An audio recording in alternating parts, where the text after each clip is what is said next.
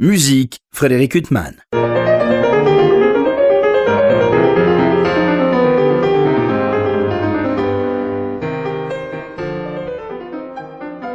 Bonjour Frédéric Huttman, au micro, j'ai le plaisir de vous retrouver pour un nouvel entretien. Jeudi, j'ai l'immense plaisir de recevoir Johan Fargeau. Bonjour. Bonjour, merci de me recevoir. Mais non, c'est moi qui suis ravi. Je vous reçois à l'occasion de la parution de deux disques finalement très complémentaires, mais pas si différents que ça finalement dans ce qui les guide, mais peut-être que je m'égare.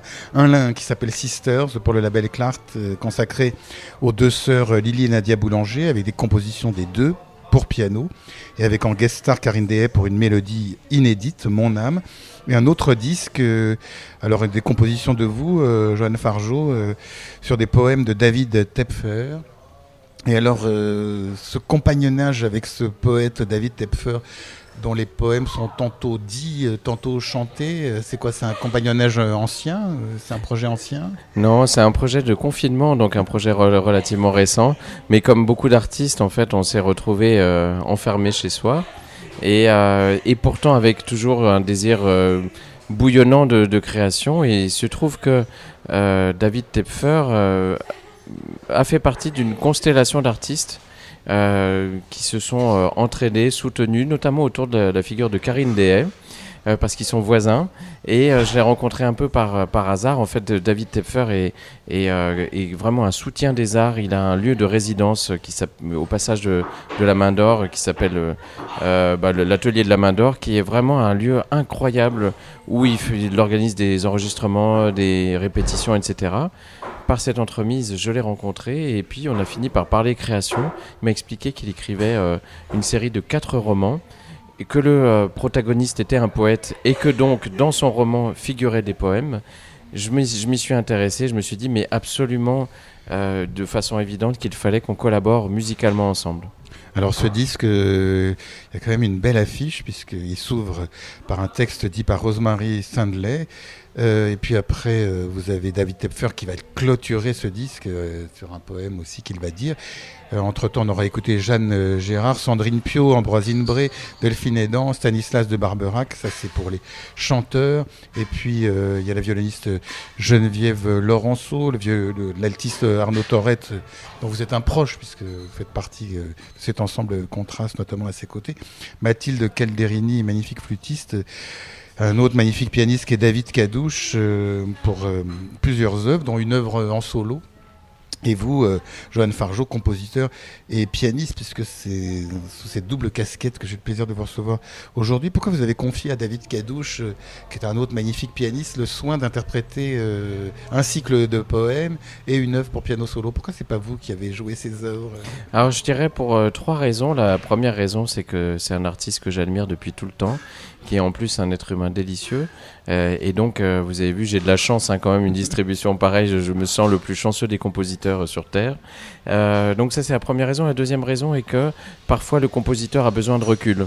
Il a besoin de prendre de la distance, un peu comme Michel-Ange devait descendre de son échelle pour observer son œuvre. Alors, loin de... Oui, on a bien compris que vous ne cherchiez pas à vous assimiler. En toute humilité quand même, évidemment, je ne veux pas... mais c'est pour prendre la distance, m'écouter, être en cabine et puis voir aussi... comment faire évoluer mon métier de compositeur quand d'autres interprètes le font. Et puis la troisième raison, c'est qu'il y avait des œuvres qui étaient très difficiles, tout simplement, et je me suis dit, tiens... ça va, on peut pas dire que vous soyez... Alors c'est vous qui vous imposez des difficultés en tant que compositeur? Probablement, oui. Oui, enfin, David Cadouche, c'est un magnifique pianiste, mais on peut pas dire que vous soyez démuni de moyens. Non, mais en effet, j'aurais pu les jouer, mais lui, il les a fait tellement bien que je ne suis pas mécontent de ce choix. Alors donc il s'ouvre ce disque justement par un texte dit, alors j'avoue ma grande ignorance, et vous m'avez dit hors micro, c'était qu'une grande star de musique actuelle, Rosemary Sandley, et il se clôture par un poème dit par David Tepfer, donc l'auteur lui-même. Donc c'est un peu les deux pôles de cette œuvre, de ce cycle de poésie. Vous avez choisi un peu d'aller à l'écart de grands chanteurs classiques pour confier l'ouverture et la fermeture de ce cycle à deux personnes qui sont éloignées de cet univers. Oui, parce que d'une part c'est de l'américain.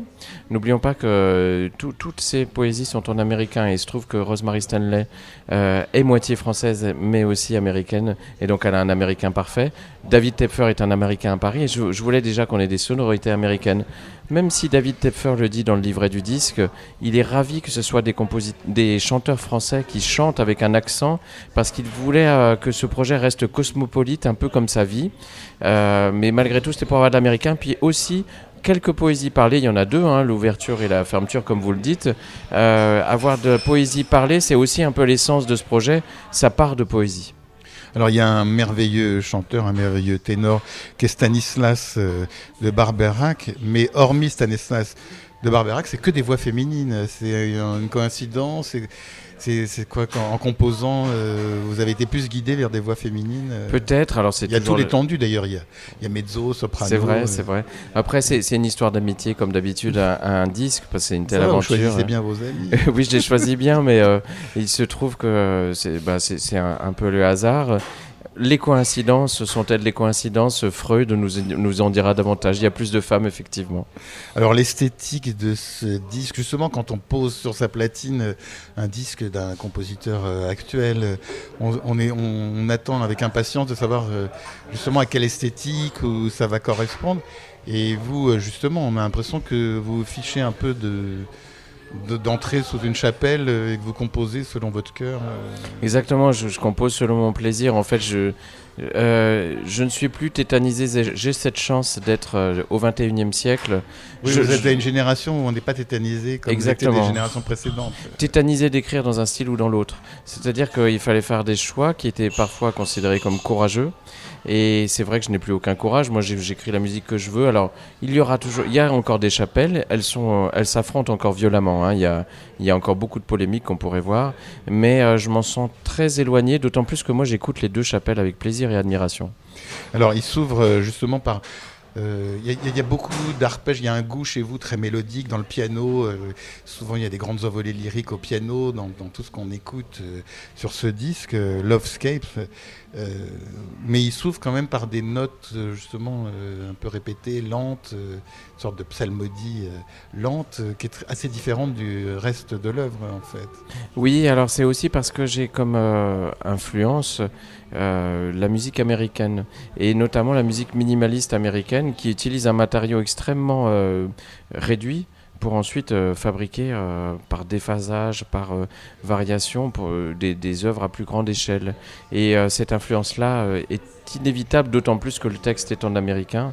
Et puis les États-Unis m'influencent de plein de points de vue, même la musique pop. Finalement, la musique pop, c'est un matériau, je dirais surtout pas pauvre, parce que la musique pop est très riche, mais un matériau qui parfois est économe. Et à partir de ça, on peut en faire des grandes œuvres.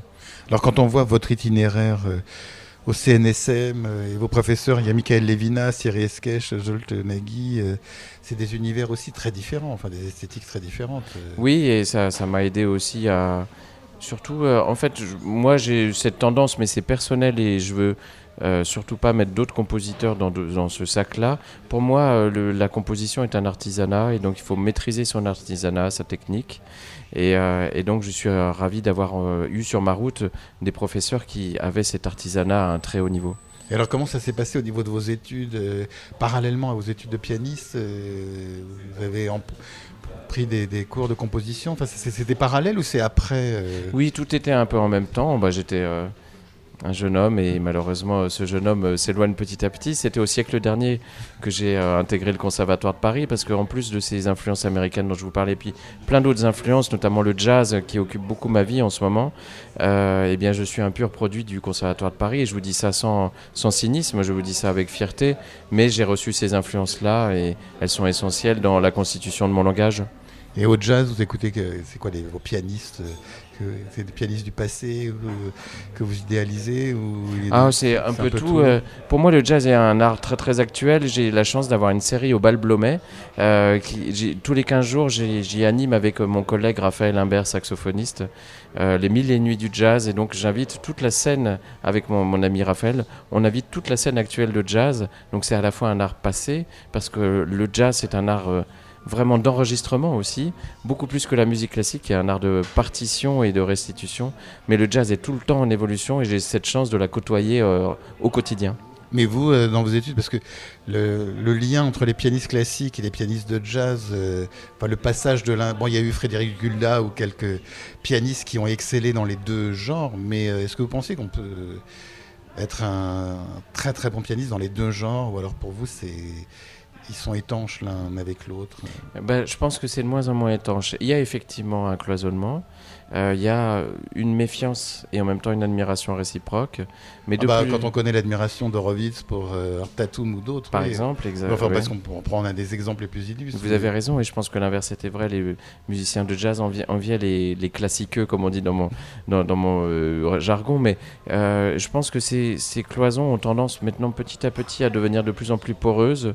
Il y a encore beaucoup d'avancées à faire. Mais après, déjà, être comme musicien classique à des niveaux parfois qui sont extraterrestres pour certains, c'est déjà quelque chose de tout à fait admirable. Moi, il se trouve que j'essaye d'alterner dans l'un et l'autre, et l'un et l'autre me nourrissent, et nourrissent l'art de l'autre. Alors justement, ce qu'il y a de passionnant dans ce disque Lovescapes qui vient de paraître pour le label Alpha Classique, c'est que on n'est pas dans le jazz, mais quand même il y a des sources, on sent des influences, et même au niveau du toucher. Alors peut-être que je m'égare, mais on sent des influences comme des pianistes comme Bill Evans ou d'autres pianistes, mais je ne sais pas si ça fait partie de votre panthéon. Ça m'honore, parce que ce sont des gens que je place au plus haut, bien sûr. Qui, eux, justement, se sont lancés aussi dans la réinterprétation de thèmes classiques, à l'inverse. En effet. Avec les arrangements, alors je sais plus, je n'ai pas révisé. Mais parfois, même les musiciens de jazz jouaient le classique dans la partition. Je pense à Keith Jarrett qui jouait Mozart littéralement. Oui, mais alors parfois il peut y avoir une certaine timidité de part et d'autre. Absolument. Un classique, quand on pense aux variations Goldberg par Jarrett, on sent justement il y avait une retenue peut-être. Oui, une pudeur. Mais en fait, c'est vrai que je me pose plus la question maintenant. Je n'ai plus de pudeur à écrire la musique que j'aime. Peut-être serais-je le seul à aimer cette musique, celle que j'ai écrite, et les autres ne l'aimeront pas. Mais c'est l'avantage de ce 21e siècle, même si, encore une fois, les querelles ne sont pas encore tout à fait finies. Alors, rassurez-vous, vous n'êtes pas le seul à aimer votre musique. Johannes Fargeau, sinon je vous remercie. Je ne serais pas venu. Et je ne suis pas le seul. Alors, pour en revenir aux poèmes que vous avez illustrés, comment ça se passe? Vous avez choisi comment les poèmes que vous avez choisi de mettre en musique? Alors, donc, ils émaillaient le premier roman de David Tepfer, le premier d'une série de 4 romans, qui s'appelle Shikoku. Donc il y a un cycle que j'ai intitulé d'ailleurs les Shikoku Songs. Shikoku, c'est une île japonaise.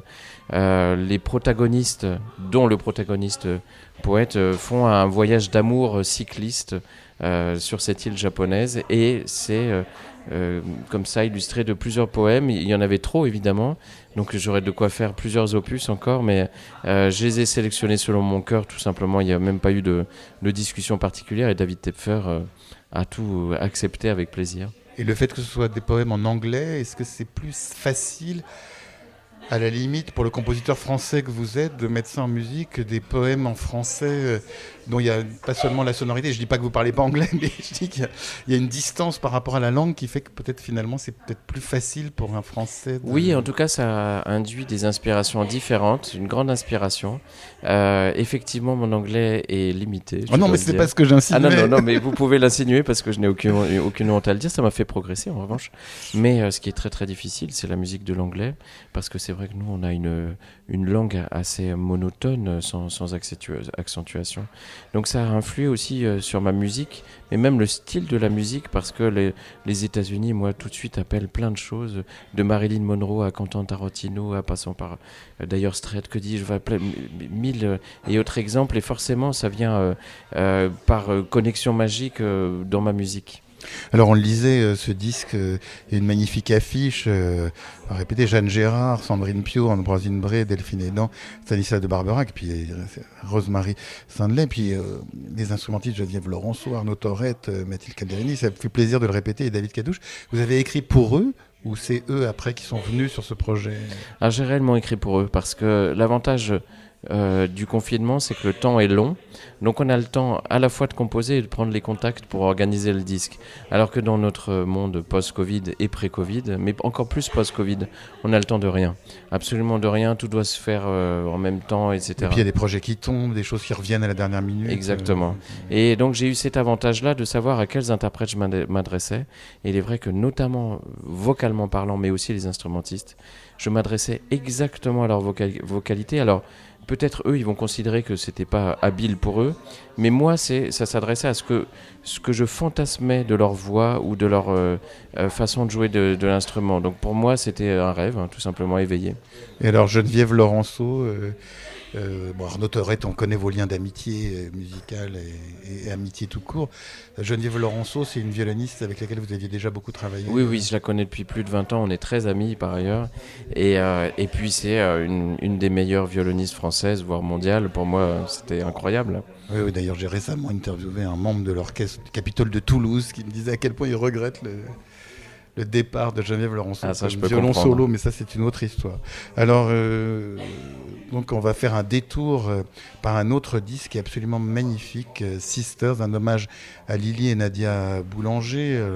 On en parle de plus en plus de Nadia Boulanger. On en parle surtout comme pédagogue, parce qu'on rappelle à chaque fois tous ces illustres élèves de Michel Legrand, Bernstein, Copland et des dizaines d'autres, Quincy Jones. Ça en dit les plus célébrissimes pour bien marquer qu'elle excellait avec Astor Piazzolla ou bien d'autres dans tous les genres. Mais ce qu'on connaît moins, ce sont ses compositions musicales sur lesquelles elle a été d'une très grande sévérité. Oui, elle a été très sévère avec elle. Elle a même exercé une autocensure, notamment à la disparition trop précoce de sa sœur. Alors, excusez-moi de vous interrompre pour les auditeurs qui ne connaissent pas forcément les sœurs Lily et Nadia Boulanger. C'était deux génies nés à la fin du 19e, dans les années 1870. L'une, Lily, a eu le prix de Rome et est morte tragiquement à 24 ans. Et l'autre, Nadia, donc, qui était son aînée, a survécu et puis est morte dans les 90 ans. C'est ça. Après avoir exercé des talents de pédagogue fabuleux. Mais donc, excusez-moi cette parenthèse, c'est pour les resituer. Vous avez raison, et d'ailleurs, je dois même rajouter que Nadia Boulanger est compositrice dès son plus jeune âge, parce qu'elle a eu le deuxième prix aussi de Rome. Donc ce qu'on sait moins aussi. Ce qu'on sait moins, mais ce sont les premières à les avoir obtenues. Première femme, j'entends. Ouais. Et donc, ces œuvres de Nadia Boulanger, il y a des inédits. Il y a une pièce pour 2 pianos. Que vous jouez tout seul. Je joue tout seul. Vous n'avez pas 4 mains, je peux en témoigner. C'est la technique magique du re-recording. D'ailleurs, je peux citer l'ingénieur du son Alban Sautour, parce qu'il a aussi enregistré le disque Lovescapes de composition. Il a fait ce miracle-là. Moi, j'avais le casque sur les oreilles et je me suis écouté. J'ai joué. Alors, c'était pas facile. C'était aussi parce que dans le confinement, on est seul. Hein. Donc, j'avais juste en cabine Alban Sautour au loin. C'était enregistré où, ce disque? Ça, c'était au Bal Blomet, exactement. Lovescapes à la salle Colonne. Ce que je dois dire aussi sur cette pièce, c'est que j'ai découvert récemment, on pensait que c'était une composition originale de Nadia. Il y en a d'autres, bien sûr, sur le disque. En fait, il s'agit d'une transcription d'une symphonie de Vierne pour orgue. Et c'est un auditeur qui gentiment nous l'a signalé. Ça avait échappé à ma sagacité. Je dois dire que je ne connais pas tout le répertoire d'orgue. Et celui de Vierne, même si je l'adore, cette pièce m'avait échappé. Et puis, il y a d'autres œuvres pour piano seul et un morceau de concours pour le conservatoire que lui, vous dites dans le texte qui accompagne ce disque, d'ailleurs, que vous l'avez quasiment joué dans les conditions du concours. C'est-à-dire que c'est une des dernières œuvres que vous avez enregistrées pour le disque. Je l'ai presque déchiffré parce que, effectivement, j'avais accès à des archives exceptionnelles. Tout ça en temps de confinement, grâce à Alexandra Lédéric, que je peux remercier publiquement. Qui dirige la fondation Nadia et Lily Boulanger. Exactement, voilà. Et qui m'a facilité beaucoup de choses aux archives nationales, aussi à la Bibliothèque nationale. Et puis, même le centre Nadia et Lily Boulanger possède des manuscrits. Donc, j'avais les manuscrits en main et c'était très émouvant, évidemment, de travailler dessus. Et comment ça se fait que cette si belle musique, elle vous a attendu pour voir le jour Alors, elle ne m'a pas exactement attendu parce que déjà, les pièces pour piano ont toutes été enregistrées, à part les inédits, de façon éparse. Donc, évidemment, je ne suis pas du tout le premier et mes prédécesseurs l'ont fait de façon géniale. Enfin, je n'ai aucune prétention sur ça. Ce qui est peut-être l'originalité de cette intégrale, c'est déjà que je réunis toute la musique pour piano des deux sœurs. C'est une intégrale. Et que par ailleurs, il y a des inédits qui y figurent, notamment cette pièce de déchiffrage que vous mentionnez. Et il y a peut-être cette mélodie qu'on doit mentionner de Nadia Boulanger, Mon âme. Interprétée par Karine Desvieilles. Exactement. C'est une bonus track ou Karine Desvieilles parce que c'est une intégrale pour piano, mais cette bonus track vient montrer à quel point Nadia Boulanger était plus qu'une compositrice, c'était une génie. Comme il vous manquait une star sur Lovescapes, vous l'avez prise pour votre disque, Nadia et Lily Boulanger, avec cette poésie, cette mélodie Mon âme qui est de septembre 1906, qui est absolument magnifique. Ah oui, c'est un chef-d'œuvre absolu. Il y a une grande sincérité, une grande technique harmonique vraiment, ça a été une grande compositrice. Et ça, c'est Alexandra Ledré qui vous l'a trouvé, Oui, cette mélodie? oui, à ce moment-là du disque, qui est sorti en juin dernier, il y avait aussi un premier tome de mélodies inédites qui était en train d'être édité avec le concours des chercheurs du centre Nadia et Lily Boulanger. Et alors, donc ça, c'est la deuxième partie du disque, les œuvres de Nadia Boulanger. Nadia Boulanger qui a arrêté de composer à la mort de sa sœur. Oui. C'est une personnalité d'une grande complexité, Nadia Boulanger, qui était si exigeante avec les autres et avec elle-même, parce qu'on aurait... Effectivement, le fait d'avoir arrêté la composition après la mort de sa sœur, on aurait aimé tellement savoir ce qu'elle aurait composé, dans quel style et quelle esthétique elle aurait composé après. Oui, alors c'est presque vrai dans sa totalité. Elle a encore un tout petit peu composé, mais elle s'est auto-censurée à la mort de sa sœur. J'ai l'impression même qu'elle a arrêté d'aimer. Alors peut-être que là je vais trop loin dans la psychanalyse, mais... Vous insinuez qu'il y a une liaison avec Ricardo Vines, Raphaël Pugnot. Oui, exactement. Excusez-moi, je me suis trompé dans les grands pianistes de mais l'époque. c'est bien, mais aussi. Et peut-être qu'il y a eu cette volonté de transmettre. Peut-être que tous ces élèves ont été ses enfants, que sais-je. Bon, je vais peut-être beaucoup trop loin dans les interprétations psychanalytiques, mais c'est sûr qu'il y a eu une rupture, évidemment, à la sœur de la mort de sa sœur très, très précocement. Alors, ce sont des œuvres, justement, assez... Il y a un côté assez léger, assez français, style un peu Chabrier peut-être, que je m'égare aussi dans les analogies, mais c'est un peu cet esprit français qu'on trouve dans ses compositions, qui tranche avec l'aspect sévère qu'elle donne sur les photos. Oui, il y a beaucoup d'amour dans sa... Et c'est vrai qu'elle a montré autre chose, elle a montré peut-être qu'elle avait besoin de ça aussi pour imposer une autorité. Elle avait beaucoup d'élèves hommes. On a cartographié très peu de femmes en fait parmi ses étudiantes. C'est dommage. Et peut-être qu'elle avait besoin de ça, mais ça pareil. Je fais des analyses qui n'ont peut-être rien à voir. Alors ce disque qui est édité par le label Clart, il a une très belle couverture, une photo des deux sœurs, photo très rare que je ne connaissais pas. Avec une sorte de protection de Nadia Boulanger. Oui, une protection presque animale. Elle sort ses griffes pour garder sa petite sœur avec elle, qui avait déjà des problèmes de santé toute sa vie. C'était dans l'appartement familial que cette photo a été prise au balcon, dans un balcon parisien, sur un balcon parisien. Très belle photo qui donne le ton de ce disque qui s'ouvre par des œuvres de Lily Boulanger. Alors il y a quand même c'est très très différent les œuvres des deux sœurs. Oui, elles ont un style différent. En même temps, elles ont composé quasiment en même temps parce que il y a un cycle de 3 pièces de Lily Boulanger qui ont été composées pendant qu'elle était en résidence à la Villa Médicis pour son prix de Rome, et elle est venue la rejoindre, Nadia. Elle a composé aussi un cycle de 3 pièces à peu près au même moment, donc il y a vraiment une simultanéité dans leur créativité, et c'est bien dommage justement qu'elle n'ait pas perduré cette simultanéité. Alors il y a des très beaux préludes, 3 morceaux pour piano, et il y a ce thème et variations que je ne connaissais pas non plus. C'est une œuvre absolument merveilleuse. Oui, c'est merveilleux, c'est très sombre et en même temps c'est très ouvragé, c'est-à-dire que j'entends par là qu'il y a un vrai artisanat. C'est-à-dire qu'elle savait, un thème et variation, c'est quand même vraiment le genre savant par excellence. Elle savait composer, elle savait utiliser des techniques au service d'une inspiration très grande. Vous parlez de techniques, ce sont des œuvres très difficiles pianistiquement. Je parle pas de celles pour 2 pianos que vous avez enregistrées tout seul, mais les autres œuvres, c'est difficile. Voilà, le pianisme de Lily Boulanger, c'est-à-dire sa façon d'écrire pour le piano, est très complexe parce qu'elle superpose des strates sonores. Presque sans s'intéresser aux limites humaines du pianiste. Ça rend les choses difficiles pour les superposer et pour donner l'illusion que ces strates sonores sont cohérentes et qu'elles marchent ensemble. Ce sont des œuvres que vous aviez travaillées avant de faire cet enregistrement? Pour certaines, oui, et j'ai beaucoup cravaché pendant le confinement pour ensuite pouvoir les sortir avec fluidité. En tout cas, c'est un disque absolument magnifique, encore une fois, qui se termine par cette mélodie chantée par Karine Dehaye aussi. Karine Dehaye, ça fait partie de votre panthéon amical et musical. Exactement, c'est la constellation dont je vous parlais. J'ai beaucoup de chance aussi. Karine Dehaye enregistre beaucoup avec l'ensemble Contraste, co-dirigé par Arnaud Torette que vous citiez tout à l'heure. Enfin, vous avez beaucoup de chance, mais je pense que c'est réciproque. Ça ne ferait pas des années que toutes ces personnes font de la musique avec vous si elles ne trouvaient pas une réciprocité, mais je ne vais pas vous faire rougir. J'espère. Johan Fargeau. Donc on va revenir à ce disque que vous avez, qui sont vos compositions, Lovescapes pour le label Alpha Classique. Vous l'avez enregistré après le disque Nadia et Lily Boulanger. Oui, c'est ça. Et donc vous étiez encore sous l'emprise en quelque sorte de ces musiques. C'est vrai que Lily et Nadia Boulanger m'ont toujours beaucoup influencé par, quand je vous disais, cette tradition française. Moi, en tant que produit du Conservatoire de Paris, elles ont toujours été présentes aux côtés aussi de Ravel, de Fauré, etc. Oui, c'est pour ça que je le disais au début de cet entretien.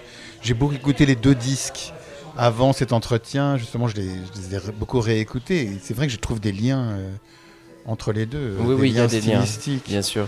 Et Nadia Boulanger, en plus, avec beaucoup de liens avec les États-Unis, que ce soit à travers les prestigieux élèves que vous avez mentionnés, mais aussi par ses voyages fréquents. Elle était une star aux États-Unis. Les États-Unis l'ont davantage reconnue que la France. Oui, ça arrive souvent. Et puis il y avait ce conservatoire à Fontainebleau. Exactement. Avec tous ces musiciens américains. Alors, quand on écoute donc ce disque Lovescapes, comment ça s'est passé la construction du disque? C'était évident dès le début En fait, j'ai déjà composé des cycles. Il y avait 2 cycles. Un chanté par Sandrine Pio qui s'appelle Lovescapes, qui a donné le titre au disque. Et puis les Shikoku Songs. Donc autour de ces 2 cycles, c'était facile de fabriquer ensuite, avec des mélodies séparées, un trajet de disque, avec en plus des textes parlés au début et à la fin. Finalement, les choses étaient assez naturelles. Alors comment ça s'est passé? Parce que vous disiez, ce sont les poèmes extraits de romans de David Tepfer. Mais c'est quoi, vous avez décidé quand de les mettre en musique? C'est dès le début En fait, quand il m'a prêté son roman et que je l'ai lu et que j'ai trouvé génial, très émouvant, c'était de l'amour à la fois de tout temps, intemporel, et en même temps de l'amour très actuel, d'aujourd'hui. Et ça m'a beaucoup plu, c'est ce qui me touche. Et puis ces poésies sont très... Alors c'est vrai qu'il y a l'exotisme de l'anglais dont vous parliez. Ça m'a aidé à voyager aussi dans mon imaginaire. Et puis ça m'a aidé aussi à trouver un rythme. Non, c'était une rencontre naturelle et ça devait déboucher sur ça. Et alors vous composez à la table ou au piano Alors quand c'est très pianistique, j'ai besoin du piano quand même. Mais je compose, disons, principalement à la table. Mais bon, chacun son truc. C'est pas... Et alors oui, parce que là, le piano, je disais, il est très très présent. Il y a une ligne directrice du piano. Enfin, il y a une unité stylistique. C'est lui qui donne en fait l'unité, avec des chanteurs si différents, des voix si différentes, des mélodies si différentes. Mais il y a quand même le piano. C'est comme, comment le dire sans être maladroit. Enfin, voilà, il fait un décor, il plante un décor sonore qui lui donne une vraie unité à cette œuvre. C'est vrai, même j'irais au-delà de ça. C'est même peut-être un personnage. Et ce personnage dialogue avec l'incarnation de la poésie. Ouais. Alors comment vous partagez votre temps pianiste, compositeur c'est au gré de quoi? Des commandes, de vos souhaits Oui, des commandes, et puis aussi, il faut quand même dire une chose. Moi, mon métier de musicien me fait beaucoup voyager, donc ça prend beaucoup de temps. Il y a du temps à attendre, il y a du temps dans les hôtels. C'est vrai, mais pas tant que ça. En fait, pour moi, je peux pas composer en disant tiens, aujourd'hui, j'ai un créneau de libre entre 14 et 16 heures. Non, il me faut un avant, un pendant et un après. Donc, il faut que je réserve, et ça, j'en parle parfois à mon agent, pour avoir des plages où je peux composer sans réellement être surconnecté au monde, parce que ces connexions-là m'empêchent de composer. Mais je parle vraiment moi personnellement.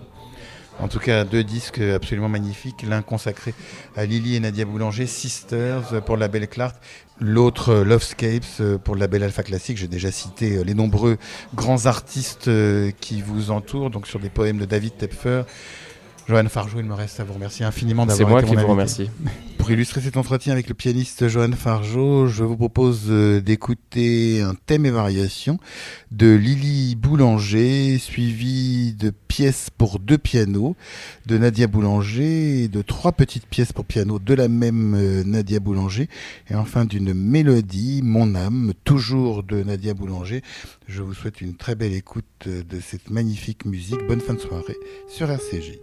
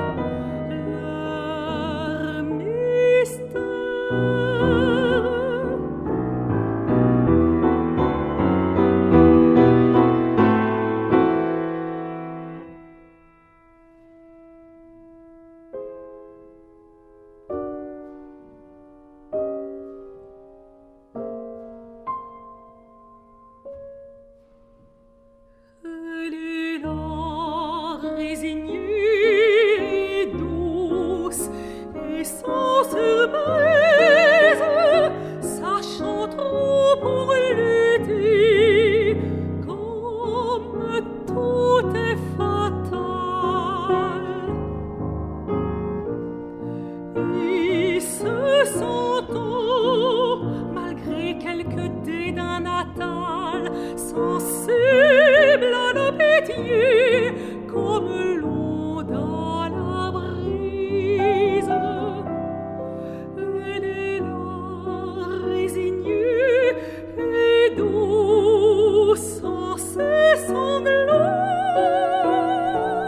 plus sombre seulement quand elle évoque en songe quelque armada sombrée à l'éternel mensonge et tant de beaux espoirs endormis sous les flots.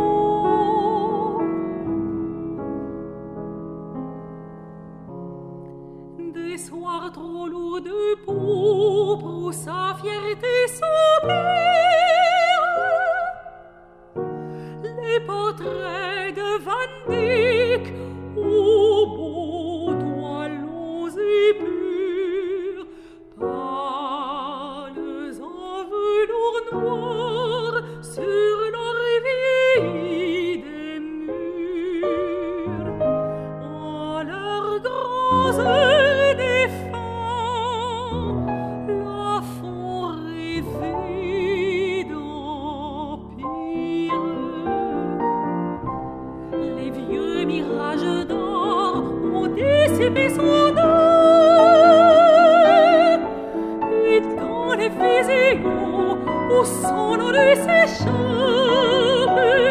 soudain gloire au soleil, un rayon qui la frappe, mon âme, tous les rubis de l'orgueil.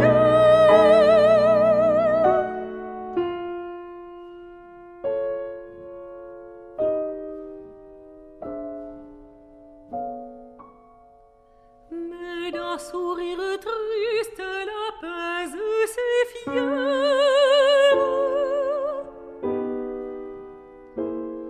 et redoutant la foule au tumulte de fer, elle écoute la vie au loin comme la mer.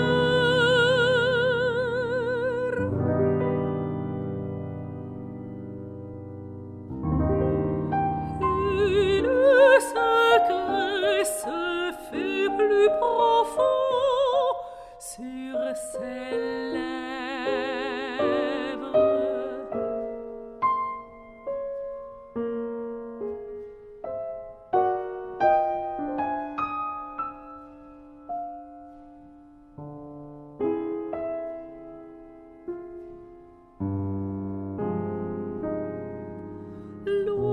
L'auvergne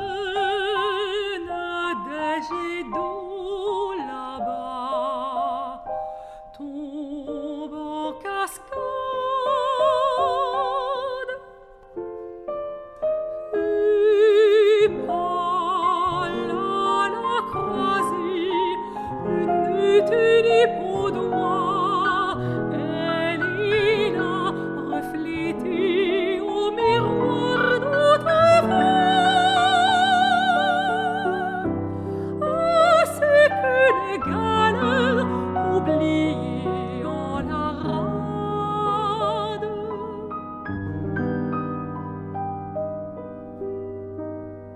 Mon âme est une infante en robe de parade.